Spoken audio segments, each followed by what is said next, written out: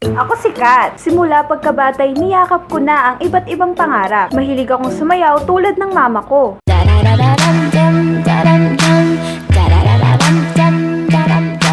Mahilig din akong kumanta tulad ng papa ko. Although it hurts, I'll be the first to say that I was wrong.